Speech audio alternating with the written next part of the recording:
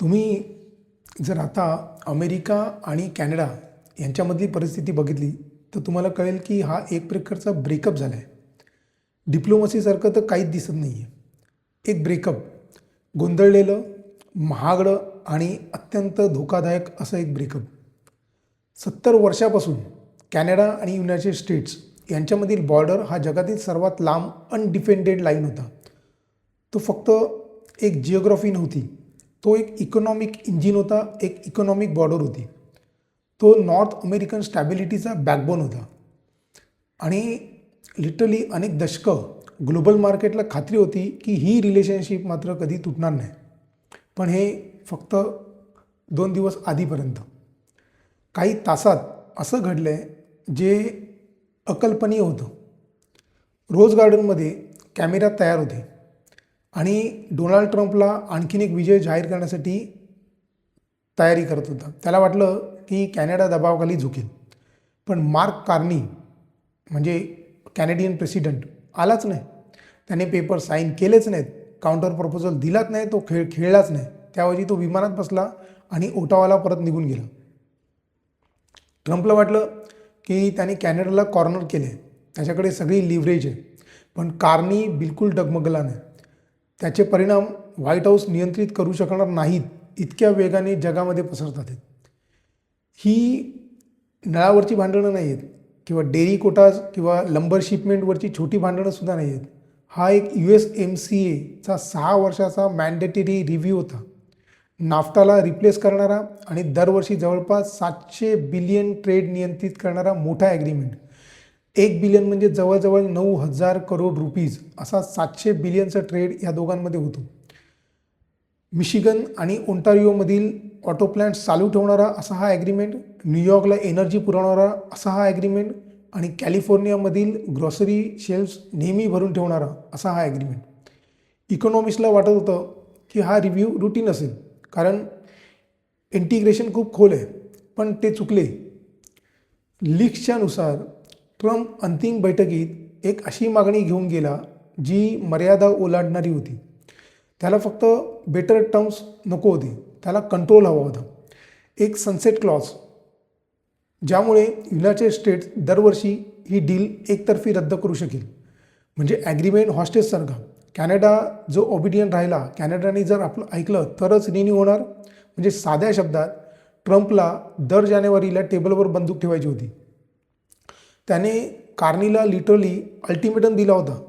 म्हणे काय तर तुम्ही 12 वाजेपर्यंत साईन करा, नाहीतर मंडेपासून प्रत्येक कॅनेडियन प्रोडक्टवर आम्ही 25% युनिव्हर्सल तारीफ लावू. ट्रम्प हेच करत असतो. ट्रम्प देशांकडे कॉन्ट्रॅक्टरसारखं पाहतो, अलायन्सकडे रिअल इस्टेट डीलसारखं बघतो. कोण जिंकतं, कोण हरतं, कोण झुकतं. पण मार्क कार्नी हा कॉन्ट्रॅक्टर नाही, हा एक सेंट्रल बँकर आहे. आणि सेंट्रल बँकर होता आणि आतासुद्धा तो मनापासून एक सेंट्रल बँकरच आहे. तो स्ट्रॅटेजिस्ट आहे.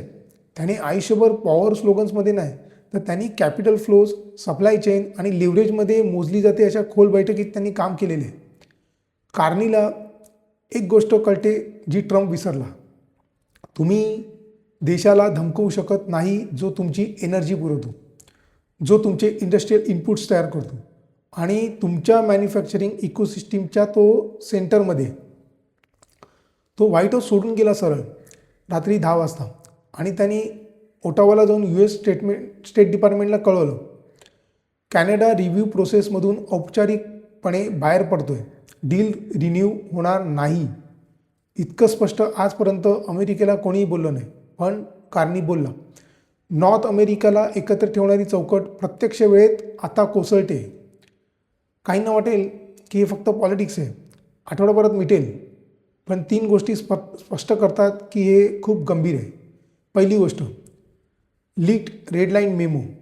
त्यात कॅनडाच्या आर्टिक वॉटरवर पूर्णपणे ॲक्सेस अमेरिकेला हवा होता. कोण देणार? 30 दिवसात डेअरी सप्लायमेंट मॅनेजमेंट संपवू शकत होता. कोण असं करू शकतं?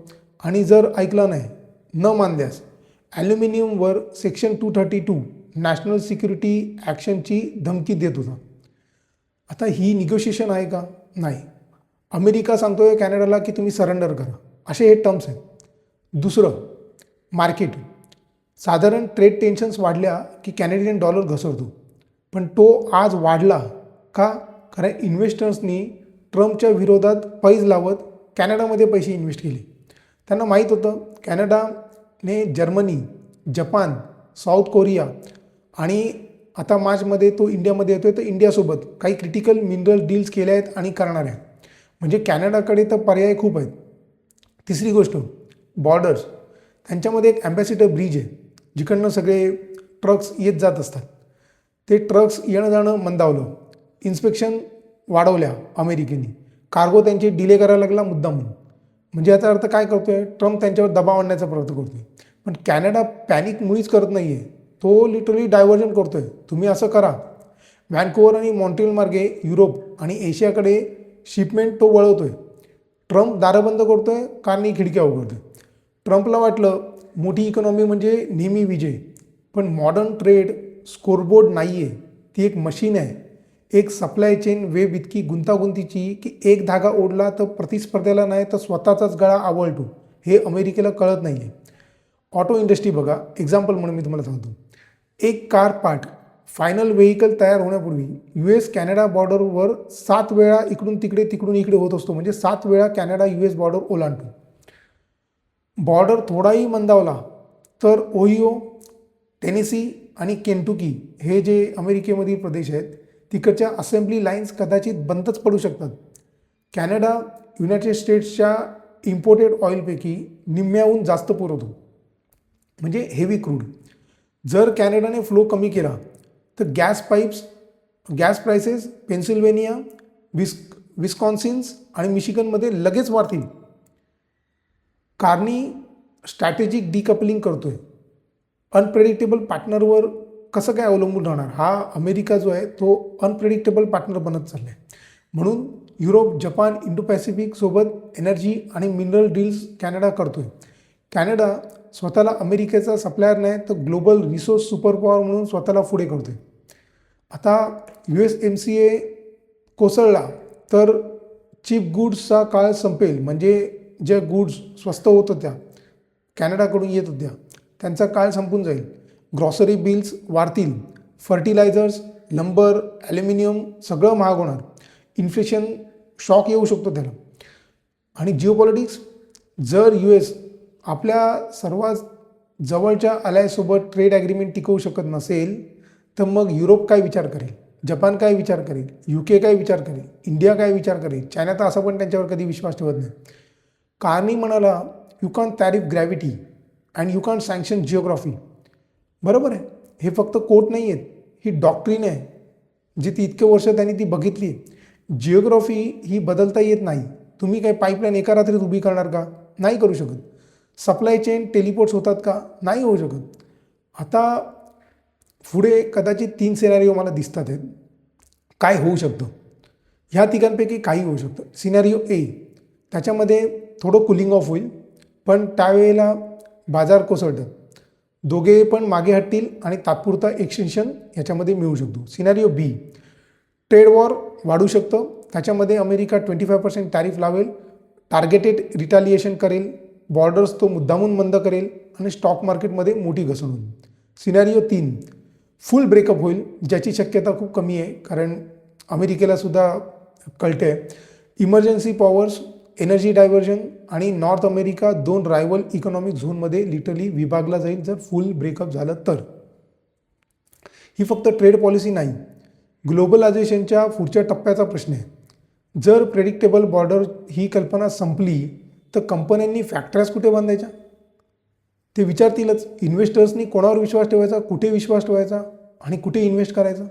आणि सामान्य माणसानं मात्र ह्याचा जो परिणाम आहे तो प्राइसेसमध्ये जाणवेल, कारण सगळीकडे सगळ्या गोष्टींच्या प्राइसेस वाढतील. इतिहास वेगाने पुढे सरकतो आहे आणि कदाचित हीच ती आठवडाभराची वेळ आहे ज्यावेळी सगळी जुनी नॉर्थ अमेरिका व्यवस्था तुटू शकते.